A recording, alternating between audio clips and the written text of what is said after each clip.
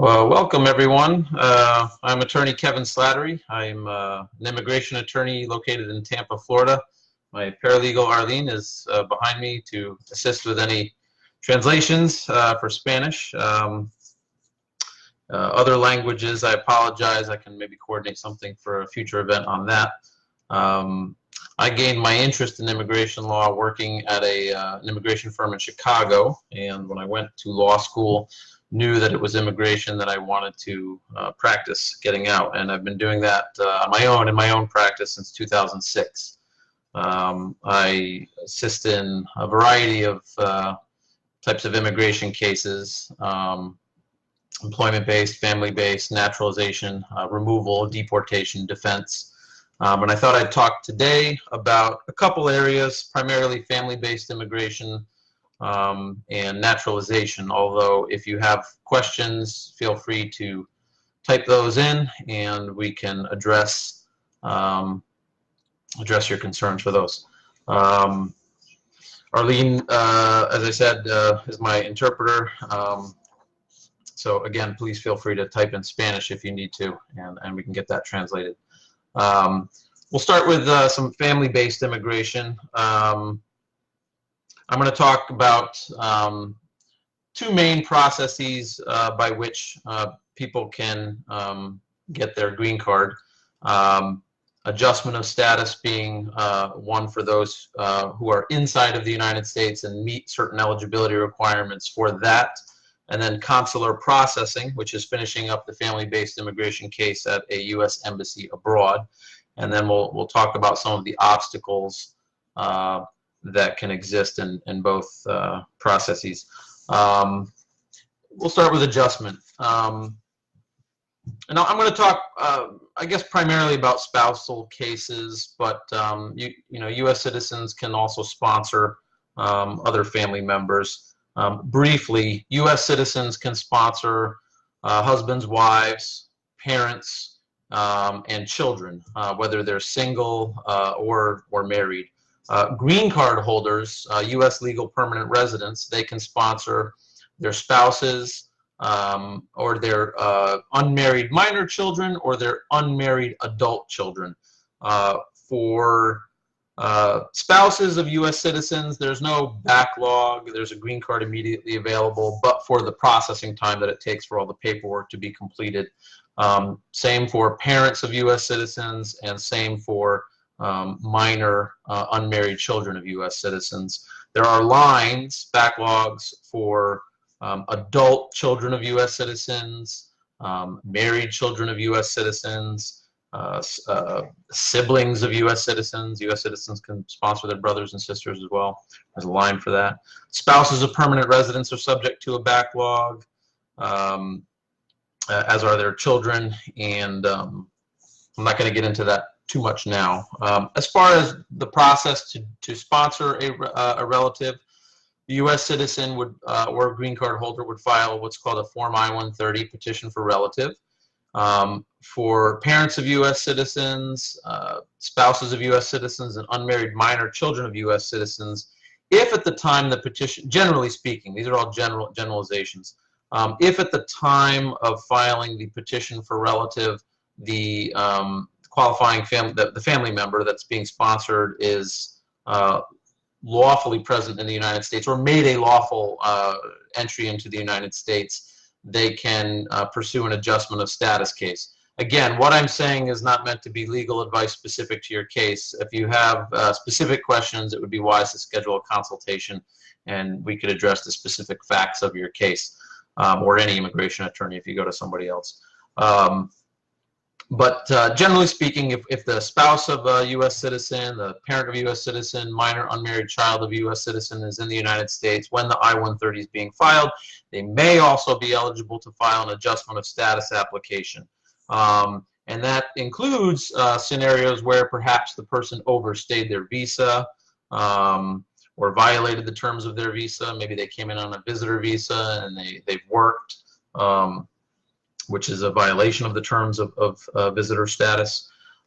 Criminal history can pose an obstacle. Not all criminal history, but certain criminal convictions can be a basis to deny an adjustment of status application. So if the person you're sponsoring has any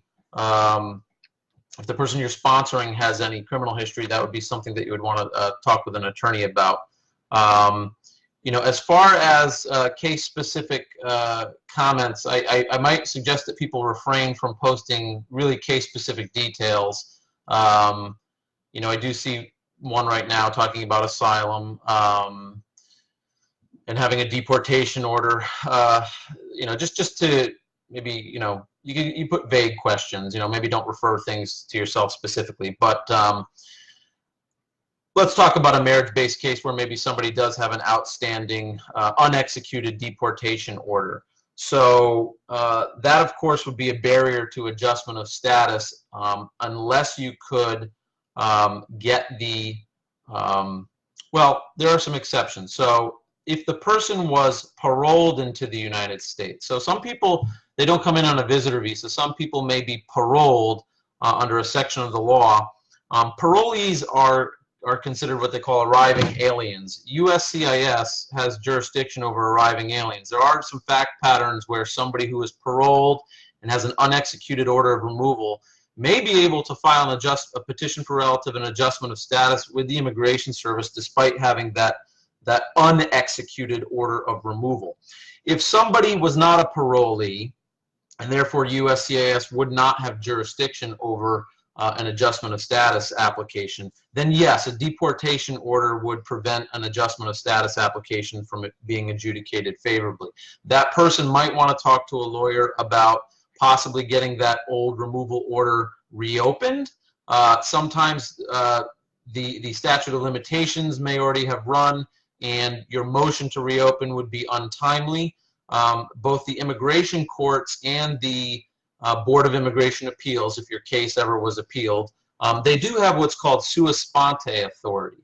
So that's just simply in their discretion. You know, if they feel like they want to reopen your old deportation case, then they could do so for the purpose perhaps of doing an adjustment of status case in front of the judge, you know, in reopened removal proceedings. You know, for those who maybe had an asylum case in their removal proceedings, it would be important to know also whether the immigration judge or the board made a finding of a fraudulent asylum application, which is different than one that's been denied because one's failed to meet their burden of proof. But a finding of asylum fraud, that could be a permanent bar to getting immigration benefits. So if somebody has been in removal proceedings, ordered removed, and now is married to a U.S. citizen, my recommendation would go speak to an immigration attorney about possibly getting it reopened.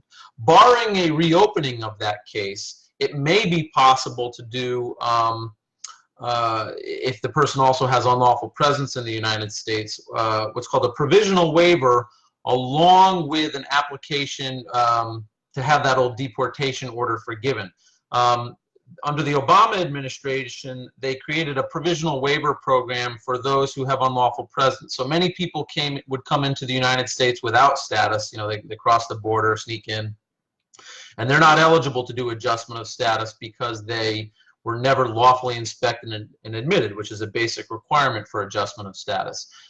So the Obama administration took existing law and just changed the procedure in which the existing law can be implemented. So those who can't do adjustment of status and would need to go to a U.S. embassy abroad to finish the process, many of them have been unlawfully present in the United States for a certain amount of time that would, upon their departure from the United States, trigger either a 3 or 10-year bar from coming back. Generally speaking, there's a law that says if you've been unlawfully present for more than 6 months and you depart for whatever reason, you trigger a 3-year bar from coming back. If you've been unlawfully present for a year or longer and depart, you trigger a 10-year bar from coming back. So for many of those who want to file a family petition and then be the beneficiary of that and get a green card, but they would have to leave and go to the embassy, but in doing so they're going to trigger a 3 or a 10-year bar from coming back. Under the past administration, one could sort of pre-file a waiver application, a forgiveness application of that 3 or 10-year bar, so that when you depart to go to the embassy to conclude the case, yes, you will trigger the 3 or 10-year bar, but you've already been pre-forgiven for that bar. It is a high standard. One has to show that it would cause extreme hardship on a qualifying U.S. citizen relative. For the 3 and 10-year unlawful presence bars, qualifying relatives are spouses of U.S. citizens or legal permanent residents or parents of U.S. citizens. Children are not, U.S. citizen children are not, for purposes of the provisional waiver of that 3 and 10-year bar, U.S. citizen children, U.S. legal permanent resident children are not qualifying relatives. So be careful about that. Going back a little bit to those that have the deportation order, they can still use the provisional waiver process, but they first need to submit what's called an Form I-212, which is basically a forgiveness of the consequences of the deportation order. Deportation orders also carry with them time bars to reentry when they are given effect, which is when you're leaving. So for those with deportation orders and maybe who can't get their old deportation case reopened to try and do adjustment of status in the deportation case, they would want to file an I-212 followed by an I-601A. That's the provisional waiver application. Again, though, speak with some competent immigration attorney before you try to do these things with yourselves. There are pitfalls. There are always exceptions. Criminal history can mess things up. To use the provisional waiver program, your only ground of inadmissibility, which is that legal reason why they wouldn't let you back in, your only ground of inadmissibility can either be that deportation order, which you need an I-212 to have forgiven, and the unlawful presence. If you have any other grounds of inadmissibility, let's say you have a criminal conviction in your background for simple possession of marijuana, that is going to disqualify you from using the provisional waiver program. Don't waste your money hiring a lawyer. Well, hire a lawyer, perhaps, but unless and until you, for some fundamental reason, can maybe have that old marijuana conviction vacated, don't try to file a provisional waiver case, because the government will take your money and ultimately the case is going to result in a denial. So that's a little bit about that. For those who have DACA, Deferred Action for Childhood Arrivals, there's some. So the unlawful presence that I just spoke about, that can trigger a 3 or a 10-year bar to reentry. And I'm only talking about that. There is another section of the law with permanent bars, and I'm not speaking about that right now. I might save that for another day. But the time and unlawful presence for purposes of the 3 and 10-year bars, they do not start counting that time against you until your 18th birthday. So I have had some clients who had DACA status, Deferred Action for Childhood Arrivals. That was something that the Obama administration gave to certain individuals who entered the United States before the age of 16. They came in as children, and they don't have criminal history that would disqualify them for that. They really had no say in them coming to the United States. Some DACA beneficiaries have received their DACA before their 18th birthday, or within the first 6 months of their 18th birthday. And maybe they've had DACA status for several years now. Time in deferred action does not count as unlawful presence. So you may have a DACA individual who has had that status since their 18th birthday or within the first 6 months of their 18th birthday and has never let it lapse. They've always renewed on time and never had a gap in between their DACA cards. Those individuals, even if they entered the United States without inspection back when they were a child, they may not need a provisional waiver. They may be 21, 22 now. Maybe they've gotten married and they want to do a spousal case. So their U.S. citizen spouse could file a petition for relative for them. That could be approved. And then when they go to do their consular processing case, they in fact would not need to do a provisional waiver. It could be a straightforward consular processing case. So for those who have DACA, have had it since around their 18th birthday and are married to a U.S. citizen, I would encourage you to go talk to a competent immigration attorney who can maybe evaluate whether it's a straightforward consular processing case for you. Maybe you're not even married. Maybe you have an employer who wants to sponsor you for an employment-based green card. I don't know what the future of DACA holds. It's the Supreme Court is taking that up, and if it ends, some of what I'm saying may not play out as if it ends, then I don't know when your specific DACA card might terminate. But if you're unable to renew it, and nothing happens, Congress doesn't pass some new law, you may, at that point start accruing time and unlawful presence that would hurt you for purposes of the 3 or 10-year bar. So that covers that. But employment, maybe you're not married to a U.S. citizen, but you have an employer who wants to sponsor you for an employment-based green card. So for some of those DACA beneficiaries who have maintained DACA status since around their 18th birthday, and there are backlogs in the employment-based green card process, but in theory, one might be able to do to finish an employment-based green card case at the U.S. Embassy, similar to a marriage case, and not have to be concerned about needing a provisional waiver. And that could be helpful for those who themselves don't have a qualifying family member anyway. What else can I talk about in family-based?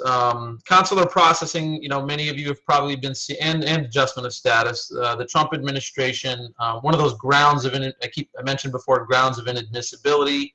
The Trump administration has issued a regulation redefining what it means to be a public charge and whether the government might view you as likely to be a public charge if they gave you a green card. Public charge, in rough terms, meaning being reliant on the government for financial assistance. The rule that the administration put out recently was supposed to take effect, and it still might, on October 15th. Basically a heightened standard as to how they're going to evaluate people for public charge purposes. There are lawsuits going on right now with some injunctions in place. If that holds, then that may not go into effect on October 15th. But if and when it does go into effect, they're going to look at the likelihood of your dependence on financial assistance from the U.S. government, taking into consideration past benefits that you've taken for certain public benefits, not all. There are certain types. And for that, I might hold another Facebook Live event in the future going into greater detail on that. But some of the paperwork might become more involved. So for those of you who might be trying to do an adjustment of status case yourself or a consular processing case yourself, if and when that rule goes into effect, the paperwork might be a little bit more intense. We'll have to just watch the news on that. Let's talk about the progression of a case. So after somebody has perhaps gotten their green card, let's say through marriage, I want to talk about that one for now. So those who get their green card through marriage to a U.S. citizen, if on the day that you are approved for permanent residency, if you've been married less than 2 years, the government gives what's called conditional permanent residency. It's a green card that's valid for 2 years, and generally speaking, with some exceptions, when that green card has 90 days of validity left on it, if the couple is still married, they would file a petition to remove the conditions. And in that case, just as in the initial marriage case, you're going to need to demonstrate to the Immigration Service that the relationship was a good faith relationship, not one done just to get immigration benefits. It is possible to maintain your green card and get those conditions removed if one divorces, but you would be in the scenario of having to file that case, the foreign national beneficiary, filing that case by him or herself, and just be still in the position of having to demonstrate the good faith nature of the relationship.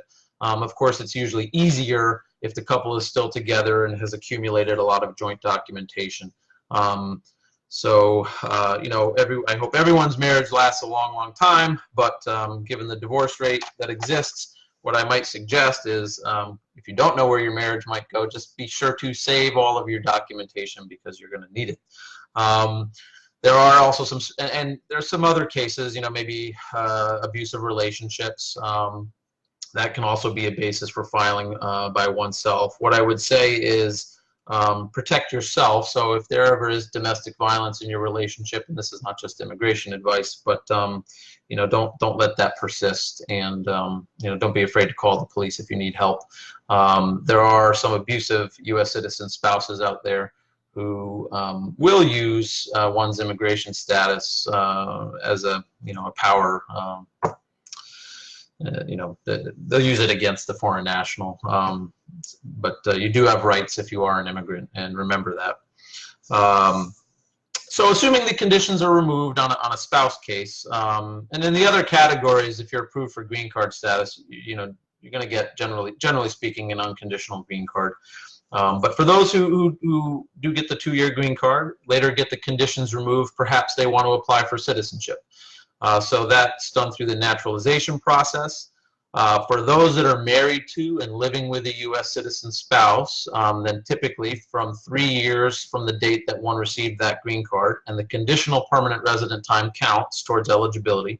So 3 years of having your green card, and in that 3 years being married to, living with a U.S. citizen spouse, one can, you know, possibly apply for naturalization. I say possibly because there are other requirements. In that 3-year period, one needs to demonstrate good moral character.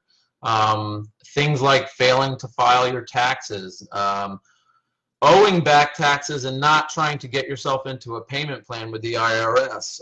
Let's say that you, maybe from a prior relationship, you have children and you're under an order of child support and you're behind on your child support. These are all issues that can possibly result in a finding of lack of good moral character for naturalization purposes. Not necessarily going to get you deported, but that may result in a denial of your naturalization application. So good moral character, having lawfully been admitted for permanent resident status. Some people may have acquired their green card through fraud, or maybe there was even a legal error, and the Immigration Service might actually, if that's detected or figured out at the interview, they might actually, even if you're a person of good moral character, you have no issues and otherwise are fine, if the green card, let's say, was given an error initially, they might just deny it, saying that you weren't lawfully admitted for permanent resident status. But let's assume one has been. So admission as a lawful permanent resident. I'll get to the question about the U visa in a second, for the person who just typed that. So lawful admission for permanent residents, good moral character, continuity of residence. They want to make sure that one's been maintaining residency here in the United States. They're going to presume if you have taken any lengthy absences from the United States, meaning 6 months or longer, they're going to presume that you've broken your continuity of residence. So if you're hopeful to apply for naturalization, try to keep your trips under 6 months outside of the United States. If you have it's a rebuttable presumption, so, you know, for good reason, an absence of, say, 7 months can be overcome, and they can still approve it and say that you have not broken continuity of residence. Trips of a year or longer are going to break that continuity of residence. You also need to have half of your time inside of the United States. So if you're married and you're using the 3-year rule, at least a year and a half in. The general time frame is 5 years of permanent residency if you're not basing your application on marriage and cohabitation with a U.S. citizen. And so for the 5-year rule, 2.5 years of physical presence in the United States. There's also a history and civics exam. There's 100 possible questions. Of the 100, they will pick 10. You have to get 6 correct. There's an English component, a reading and writing. They will speak a sentence. Excuse me. They will yes, they will speak a sentence. Then you'll write it, and then they'll give you a sentence to read as well. There are waivers available of both the English component as well as the history and civics test.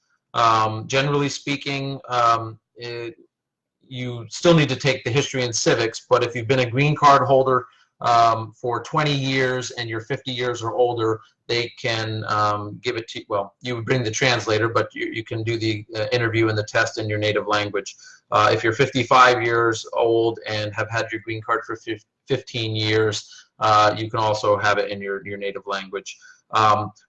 For medical purposes, they might waive the, for medical reasons, maybe you have, maybe the applicant has dementia, And you can get a doctor to legitimately document that and explain to the Immigration Service that the person is incapable of learning, retaining the information for the test or to learn English. Then it is possible to get the English and or history and civics waived.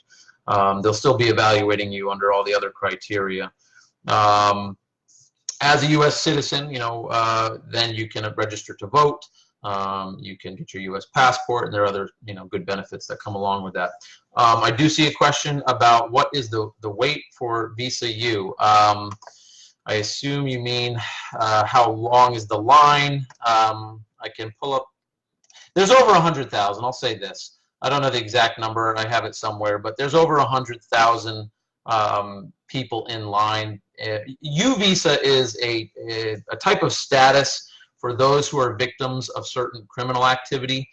Not all crimes count towards one getting U status. The Immigration Service, perhaps I can post it in the comment section here. There's lots of domestic violence is one that's common. Felonious assault is another common one. But essentially, if one has been helpful if one is a victim of one of the qualifying crimes and they have been helpful in the investigation and prosecution of the defendant who committed the crime, and it's not necessary that the individual had been caught. Of course, some crimes go unsolved. But if the person was a victim, hopefully, and they should, call the police. And if that person has been helpful in the investigation and prosecution of that crime, the defendant in that crime, and if they get the law enforcement agency or the prosecutor's office or the judge to sign a special form that acknowledges that they've been the victim, with that form, you would send your U petition to the Immigration Service. If the Immigration Service, and I'm talking in generalities, there's more to it, but talk to a lawyer for really case-specific details. But the Immigration Service can grant that person a temporary U status. It's not a green card. It's a temporary, lawful, non-immigrant status. After being in use, and they typically will grant it for an initial period of 4 years, after being in use status for 3 years, one can apply to switch that into permanent residency. And then if that's approved, later that person can go on perhaps to applying for citizenship through the naturalization process. It is a long wait. As I said, there's over 100,000 applications in line. That doesn't mean they're all going to be approved, but with only 10,000 being issued each year, one who is applying nowadays would likely expect not to be approved for over a decade. They can, and they have in the past, although I've seen the processing time slowing down. For those who have what's called a good prima facie case, one that obviously maybe deserves a grant of U status, but just can't be granted yet because of the backlog, the Immigration Service can grant what's called deferred action, similar to the deferred action that the DACA, beneficiaries have, but it's, specific to a U case. With deferred action, it's basically a promise that the government is not going to try to deport that individual. Some pending U applicants may have an outstanding removal order, and with the deferred action in place, that removal order, the government may not try to execute it against the person. At least that's in theory what they're not supposed to do. With deferred action, one can apply for lawful work authorization. The downside that I'm seeing lately, not a downside, but they're taking a long time to get even to that prima facie determination that results in a grant of deferred action. In my experience, it's now taking a few years to even get that deferred action letter. But it can be done. And I suppose if there were really compelling circumstances, you could perhaps ask the Immigration Service to expedite their review to see whether or not you deserve a prima facie determination. Perhaps for somebody who is in pending, ongoing deportation proceedings, but has also a pending immigration case, a U case with the Immigration Service. Um, so that's my thoughts on the U visa process. I would encourage those who have been victims of crime, regardless of the crime, to perhaps go speak with an immigration attorney who can evaluate whether they might be a good candidate for U status. U status is very good too in that if you yourself have one or a few different grounds of inadmissibility, that might even be an obstacle, a permanent obstacle in other types of immigration cases. U status can be very forgiving. They don't have to. It's a discretionary benefit, but maybe you yourself have perhaps made a false claim to citizenship in some respect. False claims to citizenship in many types of cases are a permanent ground of inadmissibility. They are not in it is capable of being forgiven in a U non-immigrant case, and then later in a U non-immigrant adjustment of status case. If you ever have made a false claim to citizenship, and it's in certain contexts, not all contexts would saying that you're a U.S. citizen be a problem, but in certain contexts that can be a permanent bar. So U status can be good in that regard. There's no time, there's no statute of limitations on when the crime occurred. So maybe 15 years ago you were a victim and you didn't know about U status. You never talked with an attorney. Go talk with an attorney. That attorney can possibly help you, even though the crime happened many, many years ago. Not having reported the crime, however, can be problematic in that there just may not be any proof any longer that you were in fact the victim of that crime. For any of you out there who may be undocumented, I realize perhaps in today's atmosphere you're nervous about dealing with law enforcement. I still would suggest if you're the victim of a crime, and certainly serious crimes, that you call law enforcement for assistance. That's what they're there for. So that's some family-based immigration, naturalization, and I guess some discussion of U status. If anyone has additional questions, feel free to type them in. Okay, so let's see. So the chances of getting a waiver approved and when traveling back, denied entry into the United States. So I never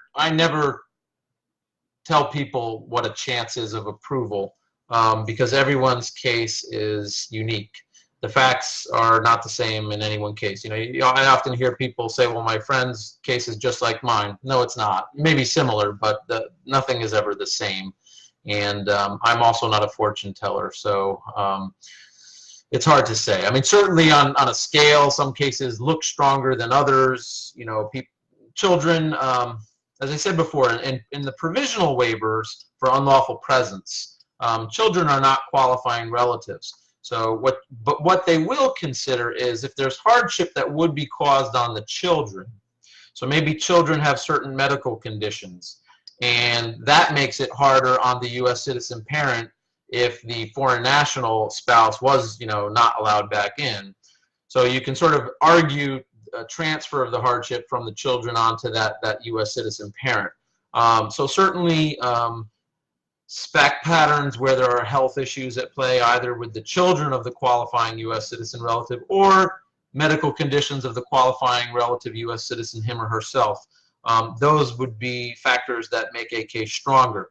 But for, let's say, a U.S. citizen spouse who does not have children, they're very healthy, they're multimillionaire, they come from the country in question. They come from originally maybe they're from that same country of their foreign spouse, and it's a nice country, there's no war going on, the economy's great, maybe the U.S. citizen spouse still has a lot of close family living back in that home country, and it would be easy for the U.S. citizen spouse to maintain a good life down there. And maybe they're dual citizens, so they don't even have to worry about their work authorization down there. That's a weaker case compared to the case that has, the medical conditions. The U.S. citizen's family is all here. They're maybe struggling financially. So I don't like to give percentages. and chances, but some are better fact pattern than others. As far as a waiver and whether if it's approved, does it guarantee admission?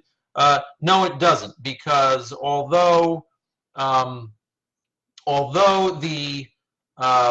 the waiver's been approved and the 3 or 10 year bar has been forgiven, the embassy officers are on the lookout for other grounds of inadmissibility.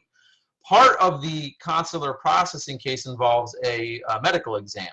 So let's say you have someone who, although they've told their lawyer that they don't do drugs, or they don't have a lawyer, and on the paperwork they say they don't do drugs, and they test positive for drug use at their medical exam. The consular officer is going to make a finding of another ground of inadmissibility, which is going to result in a revocation of that approved provisional waiver.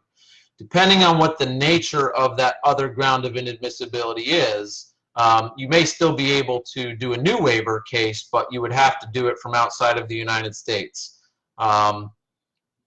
So approval of a provisional waiver is no guarantee, and everything could be fine and great when they left, and maybe they don't do drug use, but maybe they commit a crime while they're down in the home country, and that could result in a denial. So don't ever let a lawyer guarantee you approval, but certainly if everything's in good order, it should stand up, the provisional waiver.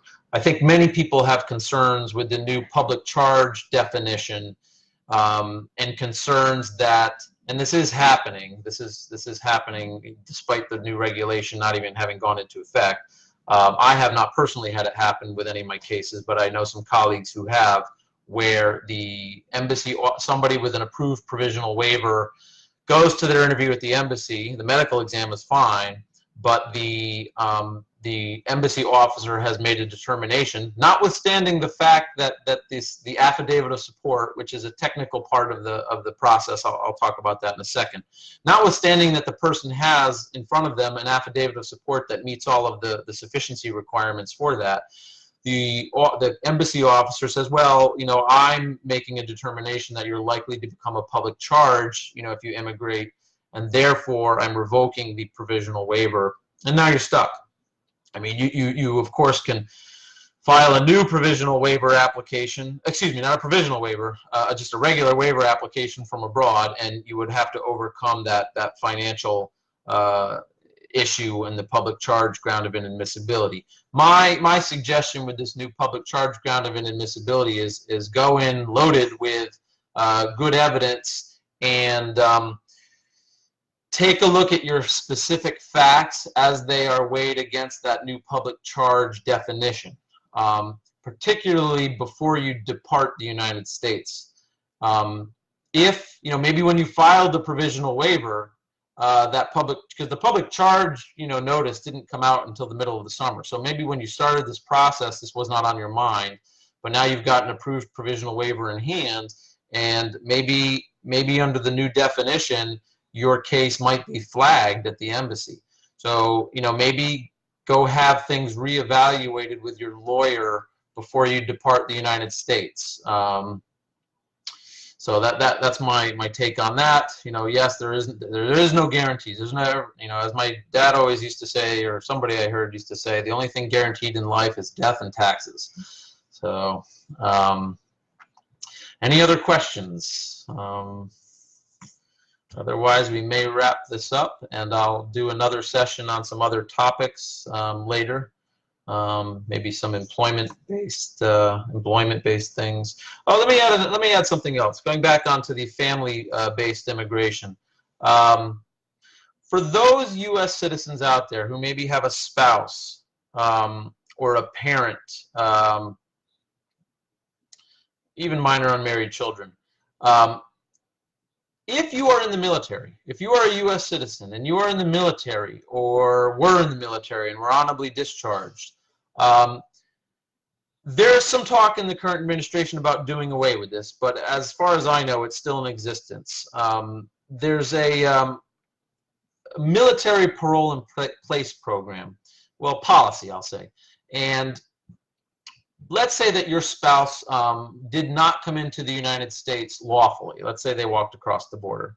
and they don't have criminal history. They're a good person, and they've been living here undocumented. Maybe they were brought in as children by their parents. You know, they had no say in the matter. But now they've grown up and they're adults, and you've married that person. For those who are in the military, your foreign national spouse can ask for what's called military-based parole in place. That parole, if granted, would meet one of those basic eligibility requirements for adjustment of status. So somebody who right now who did not enter the United States legally, was not lawfully inspected and admitted, and would, under those circumstances, need to do a consular processing case with a provisional waiver, which can be costly, especially if you're using a lawyer, because the lawyer's going to charge you. But maybe wise anyway to hire the lawyer. If you qualify for military parole in place and you get that, you can turn your situation into a straightforward, possibly, adjustment of status case, petition for relative adjustment of status case. So I have done several of those, and I have had people where that's worked, and it has saved them a lot of time and money. Processing times at USCIS field offices around the country vary. Here in Tampa, they're not too bad. But a consular processing family-based case is probably for those immediate relative cases, meaning parents of U.S. citizens, spouse of U.S. citizens, unmarried minor children of U.S. citizens, are going to take over a year. So military-based parole in place can be a good solution for those out there where it fits. And with that, I guess I'll wrap things up and keep posted. Look on my Facebook page. I'll probably schedule another session on some other topics, and feel free to send some messages to me after this. I can certainly send you responses, or if you want to set up an appointment, please feel free to use the messenger function on Facebook to reach out to me. You can schedule a consultation that way if you'd like.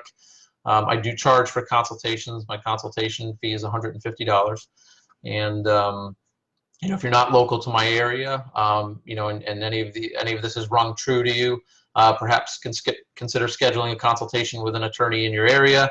Attorneys around the country, like myself, some of us can do Skype consultations, and you may even be outside of the United States right now, so I could do Skype consultations as well that way.